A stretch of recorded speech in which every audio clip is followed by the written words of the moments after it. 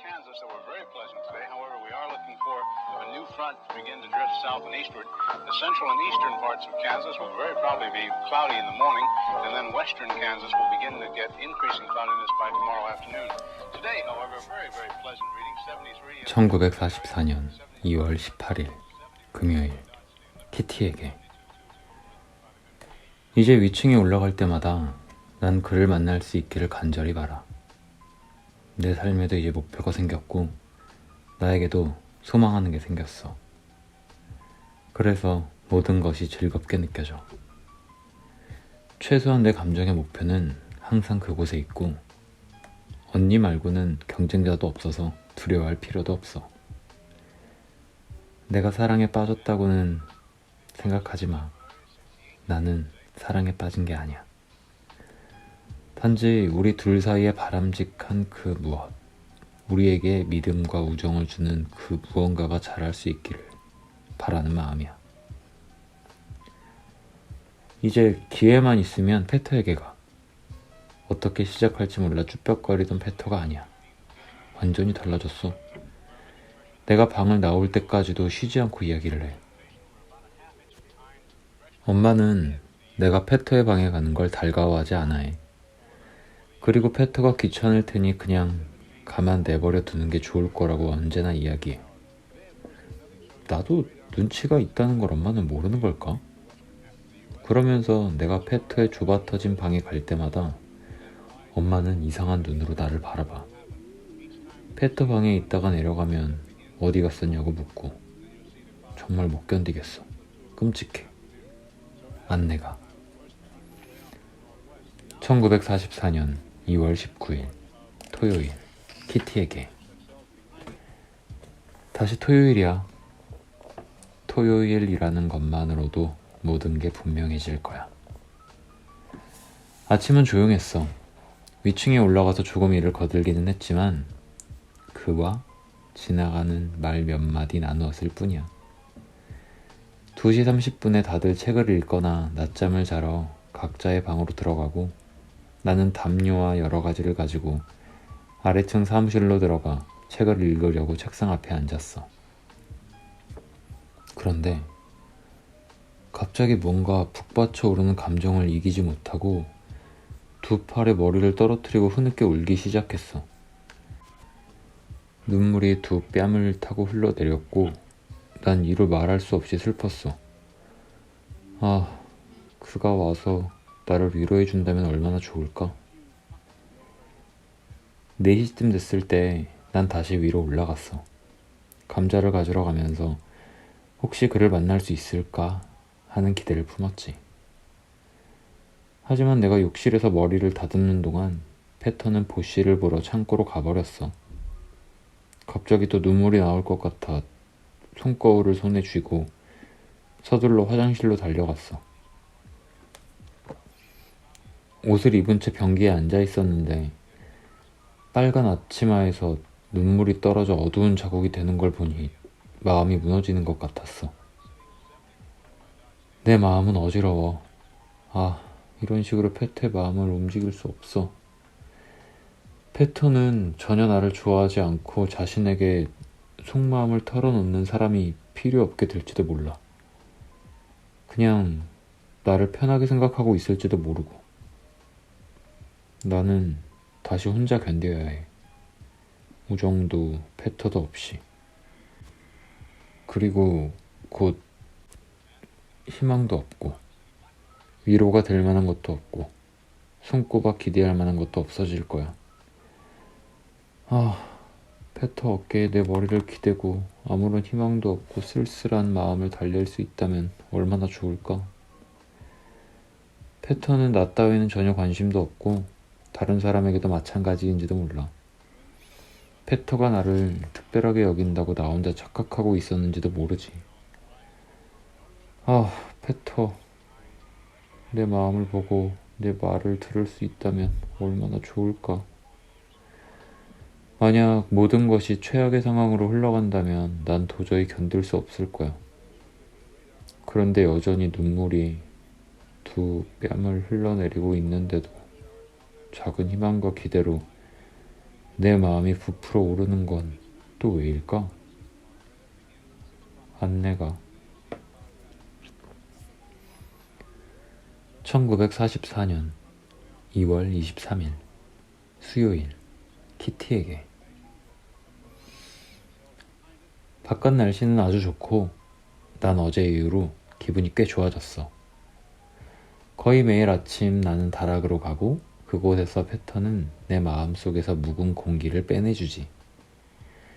내가 가장 좋아하는 자리에 앉아 푸른 하늘과 나뭇잎이 떨어진 밤나무와 밤나무 가지에서 은빛으로 반짝이는 빗방울들, 그리고 바람을 가르며 나는 바닷갈매기와 여러 새들을 바라봐.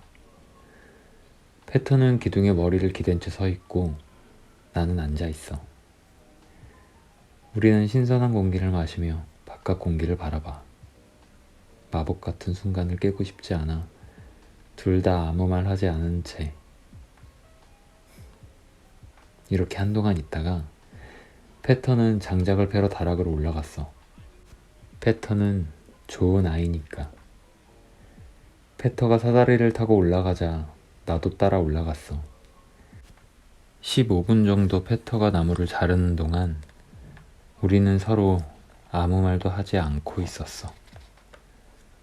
나는 선체로 패터를 보고 있었는데 패터가 힘자랑하려고 애쓰는 게 눈에 확 들어왔어. 그러다가 창밖으로 암스테르담 전경을 내다보았어. 수많은 지붕들과 지평선 위로 푸른색이 옅게 펼쳐져 있었는데 그 경계선을 알 수 없었어. 그 순간 이런 생각이 들었어.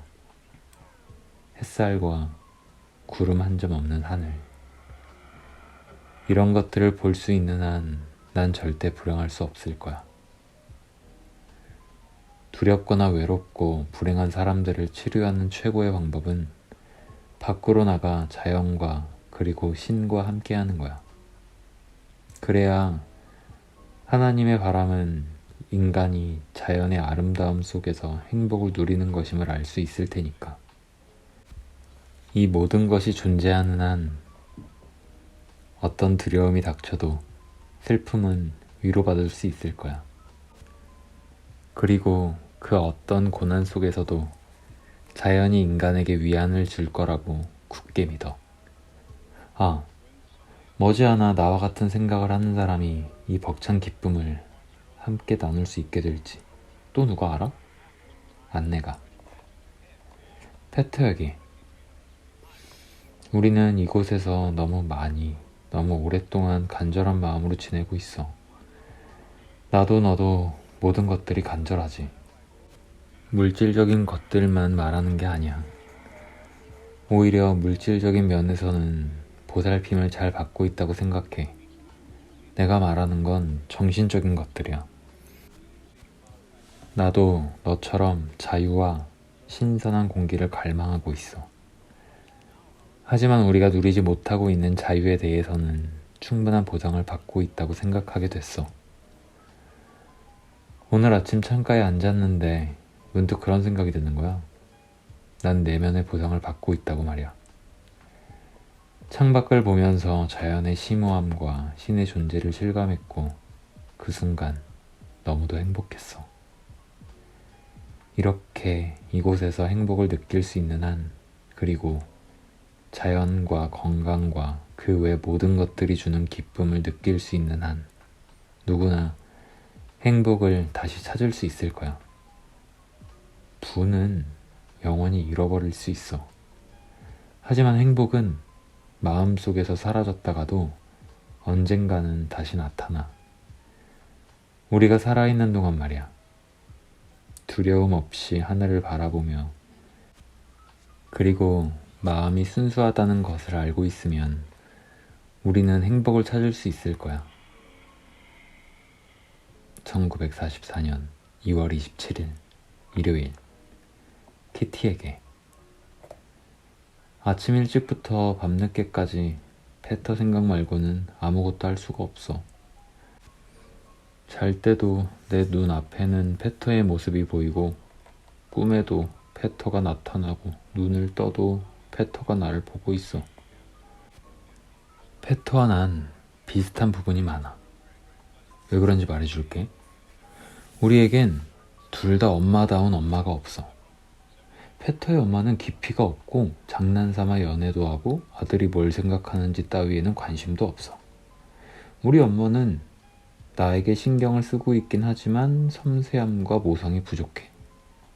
또 페터와 나는 자신의 마음속 감정과 싸우고 있어. 아직 변덕스럽고 모든 것에 너무 민감한 나이지. 그래서 나는 사람들에게 함부로 대접받으면 모든 것으로부터 도망을 가버려. 근데 도망가는 것조차 불가능하게 되면 난 내 감정을 숨기고 여기저기 시끄럽게 소란을 피우고 그러다 결국 사람들이 나를 싫어하게 되는 거지. 그 반대로 패턴은 자신을 닫아 잠그고 좀처럼 말도 하지 않아. 조용히 자기만의 세계에 빠져서 자신의 본 모습을 드러내지 않지. 언제 어떻게 우리는 서로의 마음을 알 수 있을까? 이 간절한 마음을 언제까지 숨길 수 있을지 모르겠어. 안내가. 1944년 2월 28일 월요일. 키티에게. 나쁜 꿈을 꾸고 있는 것 같아. 밤뿐 아니라 낮에도. 거의 항상 그를 보지만 그를 가질 수 없어. 아무것도 보여줘서는 안 돼. 절망이 빠져 있을 때도 즐거운 채 해야 돼. 페터 베셀과 페터 반단이 하나의 페터가 되었어. 사랑스럽고 착하고 내가 간절히 바라는 페터. 엄마도 지겹고 아빠는 상냥하지만 그래도 지겹고 마코트 언니는 가장 지겹지. 언니는 내가 항상 즐거운 표정으로 하고 있기를 기대하거든. 내가 원하는 건 그냥 모두가 나를 좀 내버려 뒀으면 하는 거야. 내가 다락방으로 갔지만 패턴은 내게 오지 않았어. 대신 위로 올라가서는 나무를 자르고 다듬기 시작했어. 삐걱거리고 뚝딱거리는 소리가 들릴 때마다 내 용기가 뚝뚝 새나가는 것 같았어. 나는 점점 더 슬퍼졌어. 그때 저 멀리 시계탑에서 몸도 영혼도 순수하게 라는 음악 소리가 들려왔지. 내가 감상적이라는 거 알아. 절망적이고 바보 같다는 것도 알아. 아, 도와줘. 안내가. 1944년 3월 1일 수요일. 키티에게. 내일은 신경 쓸 겨를이 없어. 도둑이 들었거든. 이젠 도둑이 지겨워지려고 해. 그들은 이제 여기 콜렌사를 방문하는데 재미가 붙은 것 같아. 이번 사건은 작년 7월에 일어났던 도둑 사건보다 훨씬 더 복잡해. 반단 아저씨가 평소와 다름없이 7시 30분에 크랄러 씨의 사무실에 가보니까 사무실 문과 유리문이 열려 있었대. 깜짝 놀라서 복도를 쭉 걸어가 보니까 불 꺼진 작은 사무실 문들이 모두 열려 있고 가장 큰 사무실은 엉망이 돼 있더래.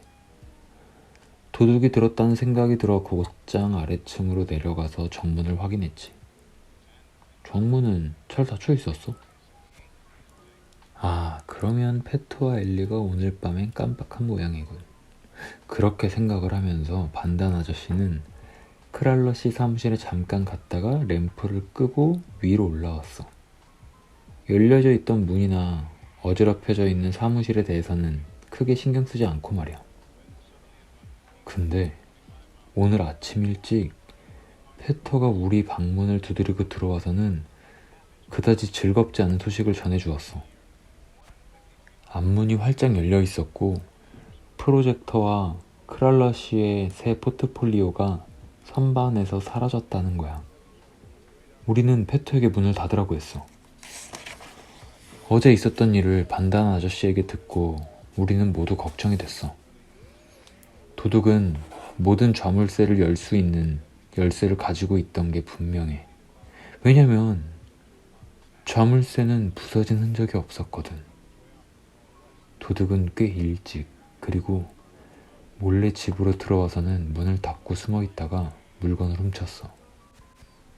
그리고 반단 아저씨가 내는 소리를 듣고는 문을 그대로 열어둔 채 달아난 게 분명해. 우리 열쇠를 가지고 있는 게 누굴까? 도둑은 왜 창고에 가지 않았을까? 어쩌면 창고에서 일하는 사람 중 하나일지도 몰라. 그럼 그 사람은 분명히 반단 아저씨의 소리를 들었을 테고 어쩌면 반단 아저씨를 봤을지도 모르는데 혹시 우리를 신고라도 하는 건 아닐까? 정말 소름이 오싹 끼친다. 그 도둑이 다시 이곳에 올지도 모르니까. 아니면 집에 누군가 걸어다니는 걸 알고는 충격을 받았을지도 모르지. 안내가 1944년 3월 2일 목요일 키티에게. 오늘은 마코토 언니와 함께 다락방에 올라갔었어. 생각하는 것만큼 다 함께 즐거운 시간을 보내지는 못했지만 언니가 여러 가지 일들에 대해 나와 같은 생각이라는 것을 알게 되었어. 설거지를 하는 동안 엘리가 엄마와 반단 아줌마에게 자신이 요즘 아주 우울하다는 이야기를 했어. 엄마와 아줌마가 엘리에게 어떤 도움을 줬을까? 엄마는 뭐라고 충고했을 것 같아? 어려움에 빠진 다른 사람들 생각을 해보라는 거야. 말도 안 돼. 자기 자신이 이미 비참한데 다른 사람의 비참함을 생각해봐야 무슨 소용이 있겠소. 내가 그렇게 말했다가 어른들 대화에 끼어들지 마 라는 이야기만 들었어. 어른들은 모두 어리석고 바보 같지 않니? 페터나 마코토 언니 그리고 엘리나 나나 서로 비슷한 감정이라는 것, 그리고 엄마의 사랑이나 아주 좋은 친구와의 우정이 우리를 도울 수 있다는 걸 몰라. 여기 엄마들은 우리를 전혀 몰라. 반단 아줌마가 그래도 우리 엄마보다는 조금 나을지도 몰라. 가엾은 엘리에게 내 경험으로 알게 된 것들을 말해주고 싶었어. 그런데 아빠가 우리 사이에 와서는 나를 옆으로 밀어내버리는 거야. 정말 어른들은 어리석어. 우리는 아무 생각도 하면 안 되나 봐. 어른들은 우리 입을 다물게 할 수 있겠지만 생각도 못하게 할 수는 없어. 아무리 어린 사람이라 하더라도 자기가 생각하는 것을 말하지 못하게 막아서는 안 돼. 위대한 사랑과 헌신만이 엘리와 마코토 언니, 페터와 나를 도울 수 있는데 그 누구도 사랑과 헌신을 받지 못하고 있어. 그리고 아무도 멍청한 잘난 분들 중 그 누구도 우리를 이해할 수 없어. 여기 있는 누구도 감히 상상도 못할 만큼 우리는 민감하고 성숙하니까. 엄마는 또 투덜대고 있어. 요즘 내가 엄마보다 반단 아줌마와 이야기를 더 많이 하기 때문에 질투하는 게 분명해. 오늘 오후 간신히 페터를 붙잡고 45분 정도 함께 대화를 나눠봤어. 페터는 자신에 대해 이야기하는 걸 아주 힘들어해. 자기 자신을 끄집어내는데 시간이 많이 걸리지. 페터는 자기 부모님들이 정치나 담배, 그리고 온갖 것들 때문에 얼마나 자주 싸우는지 이야기했어. 그러면서 아주 부끄러워했지. 그 다음엔 내가 우리 부모님에 대해 이야기했어. 그런데 페터가 아빠 편을 들었어. 페터는 아빠를 좋은 친구 같은 분이래. 그리고 우리는 위층과 아래층에 대해 이야기했지. 페터는 우리가 언제나 자기 부모님을 좋아하는 건 아니라는 사실을 알고는 좀 놀라더라. 내가 말했어. 페터, 내가 언제나 정직하다는 거 알잖아. 그래서 너희 부모님에게도 결점이 있다는 걸 말하는 거야. 그리고 이렇게도 말해줬어. 페터, 널 정말 도와주고 싶어. 그러면 안 될까? 말은 안 해도 네가 정말 곤란한 처지라는 거 알아. 네 도움은 언제든 환영이야. 우리 아빠에게 가서 이야기해보는 것도 좋을 거야. 아빠가 그냥 보고 있진 않으실걸. 정말이야. 아빠 앞에서는 쉽게 털어놓을 수 있을 거야. 맞아. 좋은 분이시지. 너 정말 우리 아빠를 좋아하는구나. 그치? 페터가 고개를 끄덕였어. 난 다시 말했어. 우리 아빠도 너를 좋아하셔. 페터는 얼굴을 붉히며 잠깐 고개를 들었어. 몇 마디 말로도 이렇게 기뻐하는 페터를 보니 나도 기분이 너무 좋았어. 정말 그렇게 생각해? 페터가 물었어. 그럼 이따금 하시는 말씀을 들어보면 알 수 있거든. 페터도 좋은 친구 같은 사람이야. 우리 아빠처럼. 안내가 1944년 3월 3일 금요일 키티에게 오늘 저녁 촛불을 보고 있으니 마음이 안정되고 행복해. 마치 촛불 속에 할머니가 계시는 것 같아. 할머니는 나를 보살펴주고 나의 안식처가 되어주었는데 이렇게 다시 나를 행복하게 해주시네. 그런데 또 한 사람, 내 모든 기분을 지배하는 사람이 있으니 바로 페터야. 오늘 내가 감자를 가지러 올라가서 냄비를 가지고 사다리 위로 올라서 있는데 페터가 갑자기 이렇게 묻는 거야. 점심 먹고 난 후부터 뭐하고 있었어? 그리고 우리는 함께 계단에 앉아 이야기를 나누었지.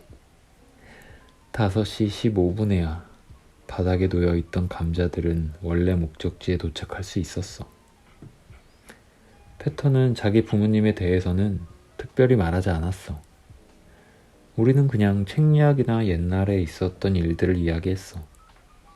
페터의 두 눈에서 따뜻함이 느껴진 순간 나는 거의 페터를 사랑하게 되고 말았어. 게다가 페터가 오늘 밤에는 사랑에 대해서 이야기하는 거야. 내가 감자 껍질 벗기기를 다 끝내고 페터 방에 갔을 때 좀 덥게 이렇게 말했어. 마코토 언니가 나를 보면 온도를 알 수 있을걸? 우린 추우면 얼굴이 하얗게 되고 더우면 빨개지거든. 그러자 페터가 갑자기 이렇게 묻는 거야. 사랑에 빠지면? 왜 내가 사랑에 빠지는데? 내가 생각해도 정말 바보 같은 대답이었지 뭐야. 사랑이 나쁜 건 아니잖아. 페터가 말했어. 그때 아래층에서 저녁 먹으러 오라는 소리가 들렸어. 페터는 그 말 속에 뭔가 특별한 뜻을 담았던 걸까? 오늘 페터에게 내 수다가 귀찮은지 물었어. 하지만 페터는 이렇게만 말했어. 괜찮아. 난 네 수다가 좋아. 그냥 부끄러워서 이렇게 말한 건지 정확하게는 판단할 수가 없었지만 기분이 좋았어. 아, 키티. 어쩔 수 없이 나도 사랑에 빠져 오로지 사랑하는 이의 이야기만 한 사람이 되고 말았어. 그런데 정말 페터를 사랑하지 않을 수 없거든. 이런 내 감정을 페터에게 말할 수 있을까? 난 감정에 치우쳐서 내 앞가림도 못하는 아이는 아니야. 물론 페터도 그런 나를 잘 알고 있고 조용한 걸 좋아하는 페터가 이런 나를 얼마나 좋아하는지는 모르겠어. 그래서 우리는 지금 서로를 조금씩 알아가고 있는 과정인 거지. 앞으로 페터와 더 많은 이야기를 나누었으면 좋겠어. 서로를 잘 알게 되는 때가 내가 생각하는 것보다 훨씬 더 빨리 올지 누가 알겠어. 페터는 하루에 2번 정도 나에게 뭔가 의미 있는 표정을 지어 보이고 나는 윙크로 답을 해. 그러면서 우리는 우리만의 비밀을 나눈 것 같은 행복한 기분을 느끼지. 이렇게 행복에 빠져 페터 이야기를 하다니 내가 미친 게 틀림없어. 그런데 중요한 건 페터도 나와 같은 기분이라는 걸 분명히 느낄 수 있어. 안내가 1944년 3월 4일 토요일 토요일, 키티에게 몇 개월 만에 처음으로 맞는 지루하지도 않고 쓸쓸하지도 않는 토요일이야. 물론 그건 페터 때문이었지. 오늘 아침 앞치마를 널러 다락으로 갔는데 아빠가 그곳에서 프랑스어 공부를 하지 않겠냐고 묻더라. 난 그러겠다고 했지. 먼저 우리가 프랑스어를 말하고 내가 페터에게 설명을 해주는 거야. 그리고 영어도 공부하고.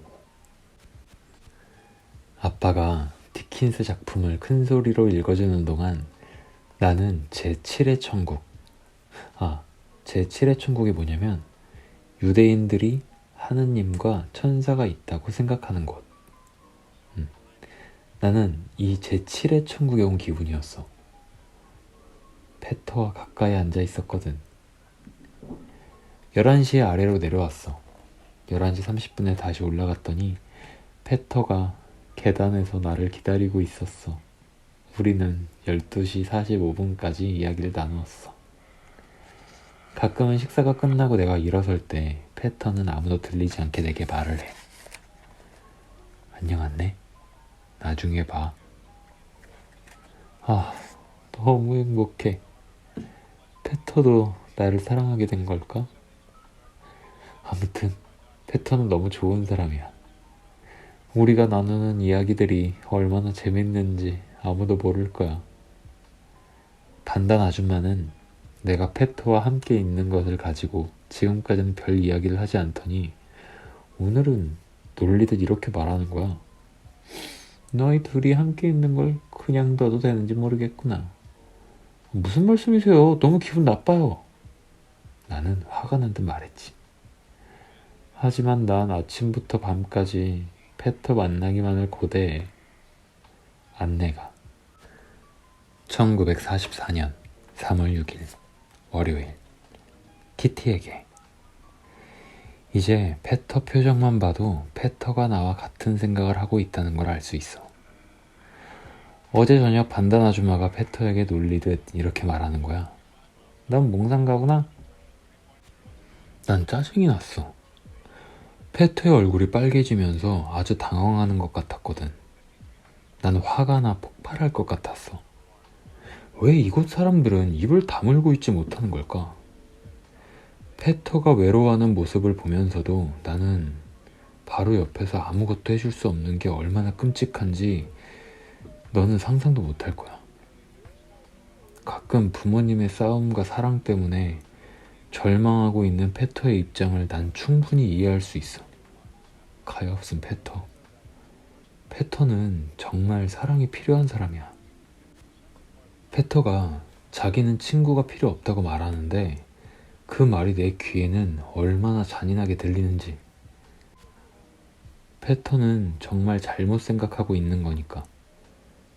그리고 난 그게 페터의 진심이라고 생각하지 않아. 페터는 외로움에 익숙해 있고 일부러 모든 일에 무관심한 채 그게 어른스럽다고 생각하는 것 같은데 그건 자기의 솔직한 감정을 절대 드러내지 않는 연극일 뿐이야.